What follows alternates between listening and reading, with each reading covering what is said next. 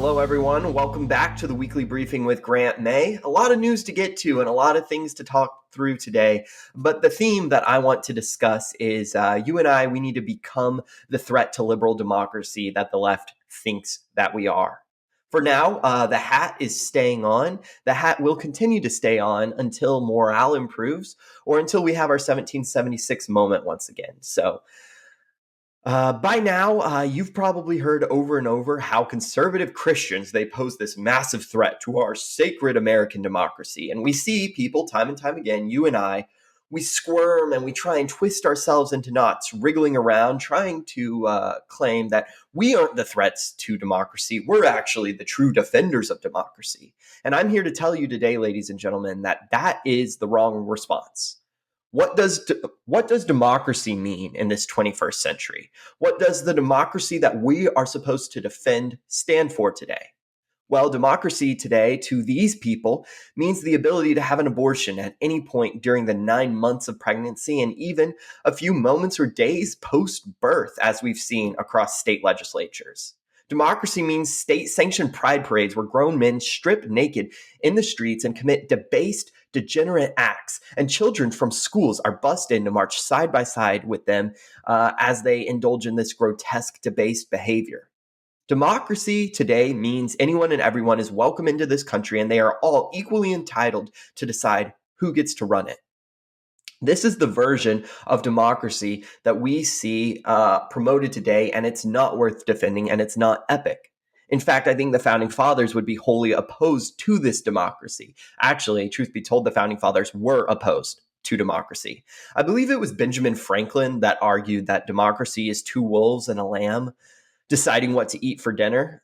In this instance, the modern 21st century America, one wolf is a man who wants a guilt-free pass to sleep with as many women as he wants, consequence-free.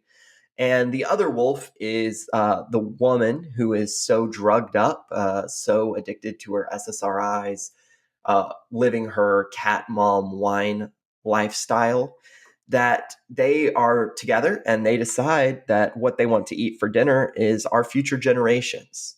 Our future generations are the lambs being sacrificed so that we can have our instant dopamine hits and that temporal pleasure. A lot of Americans, we really need to have a serious reckoning with the state of our nation today.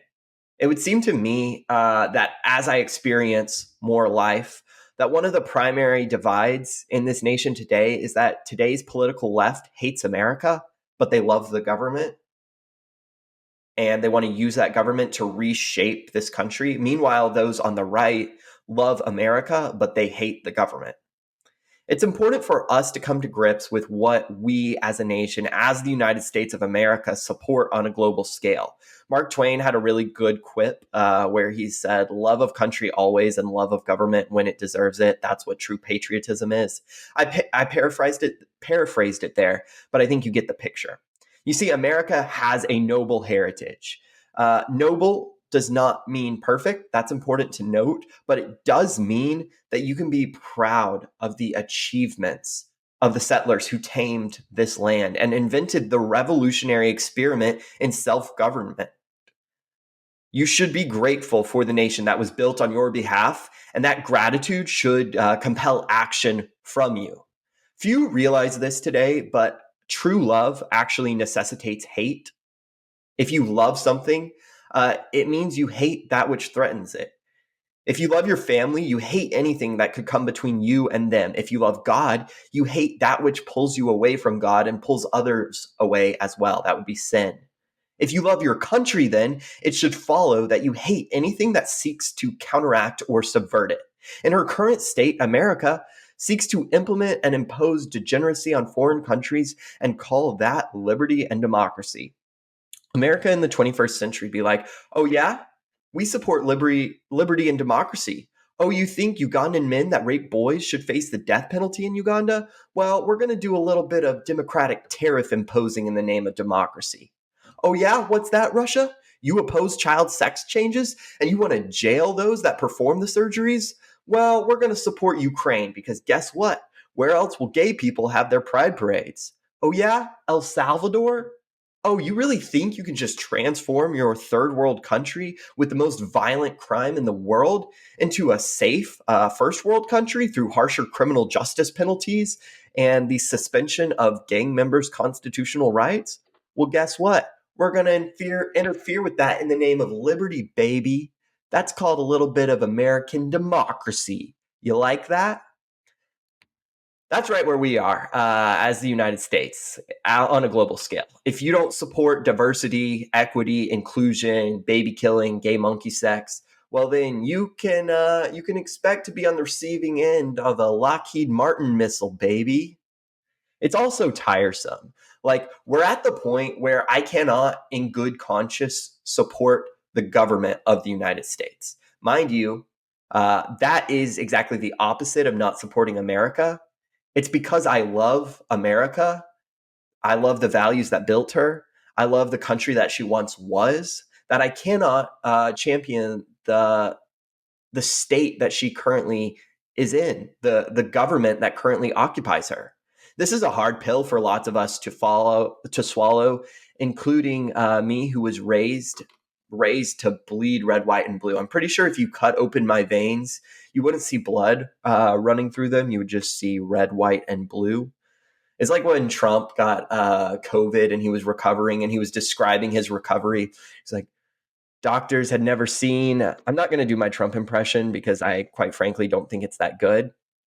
But he was saying basically that doctors had never seen DNA like his. They said, in fact, it wasn't even DNA, it was USA. I think the same could be said for me. If you cut me open, all you would see is red, white, and blue bleeding down me. But I think when you are trapped in that mentality, it's easy to forget where we're actually at. The current governing regime is the same people that tried to lock the country down, tried to force the vaccine on everyone. I'm proud to admit I still have pure, untainted blood. This government is the same one that allowed and encouraged the destruction of our major cities via BLM, supported defunding the police, supports the third worldification of our country through the current immigration policies. They support both legal and illegal. It's the same government that promotes pride parades in our streets and uses taxpayer funds to have public service servants marching in them in their cars. You see the rainbow flag decorating police cars, fire trucks, ambulances. And it's the same government that will bus in students from schools to march side by side with these people as they indulge in their debased activities. It's the same government that will arrest people protesting baby killing that happens inside abortion clinics rather than arrest the monsters that do the baby killing and profit off of it. Like it or not, that is the nation that we live in today. And the truth of the matter is, a hostile enemy occupies our government, and they're doing their best to subvert the founding values and noble history of this country, as well as to stamp out the remaining traces of those people that most closely resemble the people that actually built this country. If you hold opinions that the founding fathers held on just about anything, you will be labeled an enemy of the state. You will be labeled a fascist. You will be labeled all the words in the book with the goal of destroying you. That is the purpose of all the name calling, all the labeling. The control of our language is meant to be a weapon that can be wielded against the people that most closely resemble the people that built this country.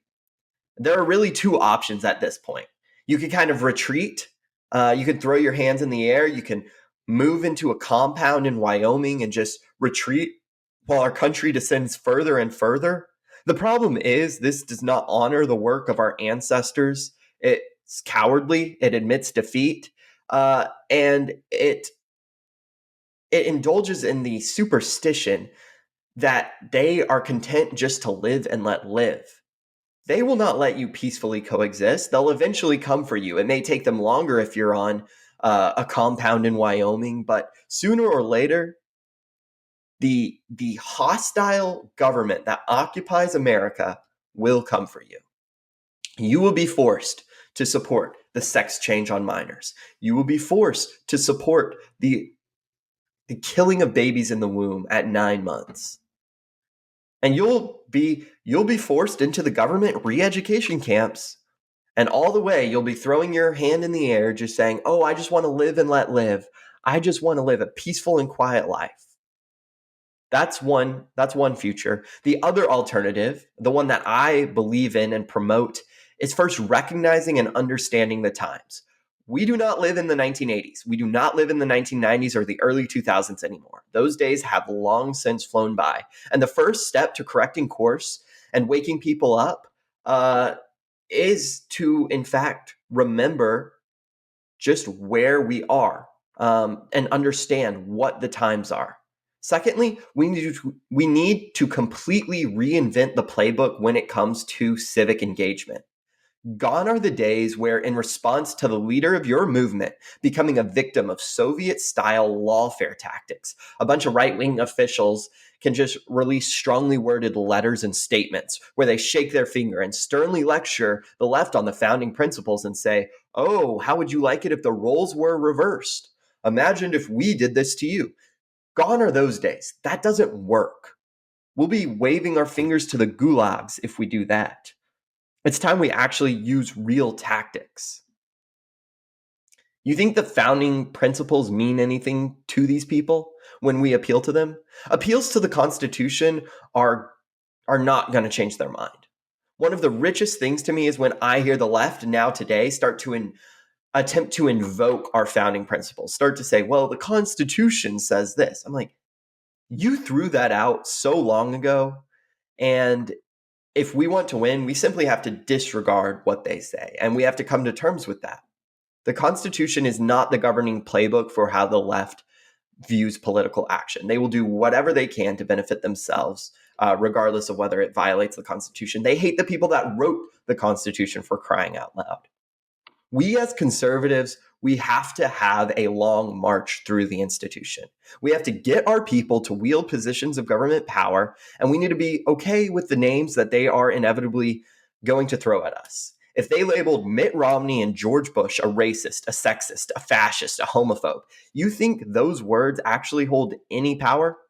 You think they mean something? You're going to allow those words to prevent you from doing what is right?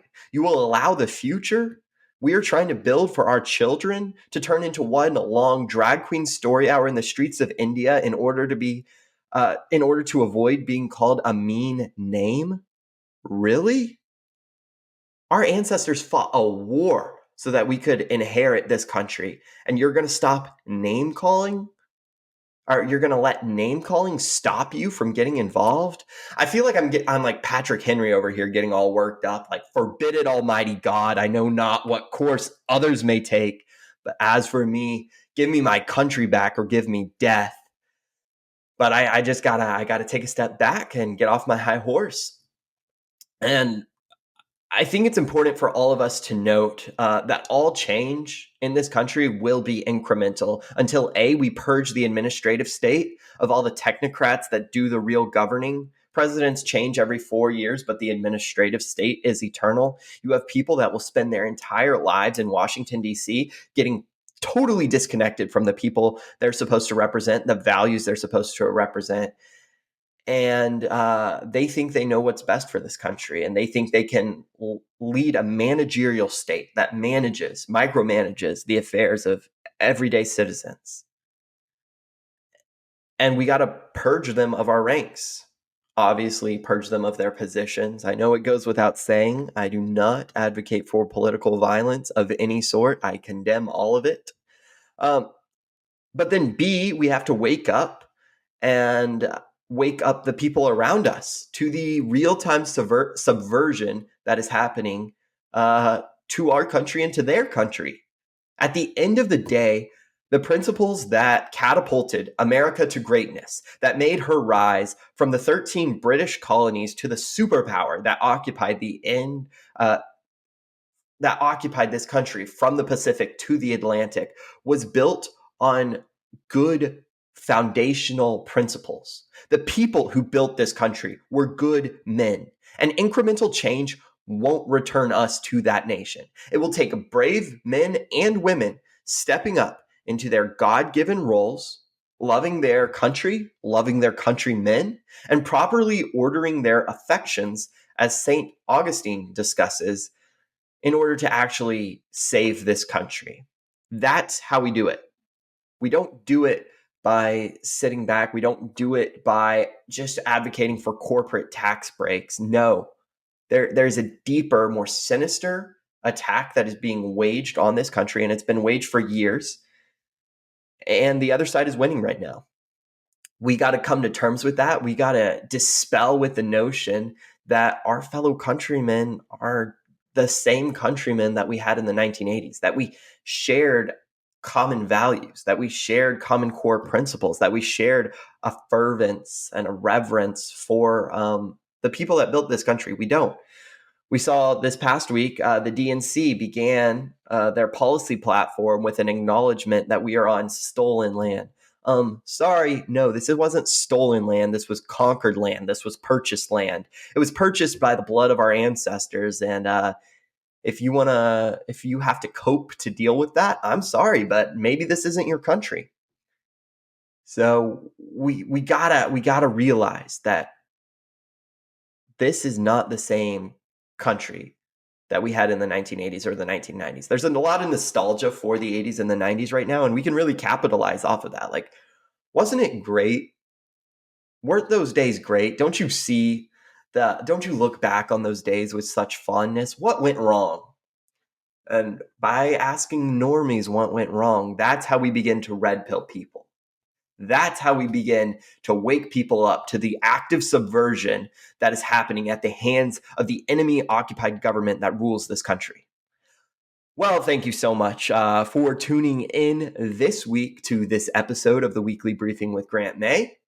I hope after this episode you aren't just black-pilled into oblivion, but rather you have come to terms with the work we have ahead of us. The slogans and the owning the libs aren't actually going to save this country. Patriots who know what time it is will be the ones that save this country. So be sure and subscribe if you're watching on YouTube. Like and share this episode with your friends. As always, I'm your host, Grant May, and this has been your Weekly Briefing.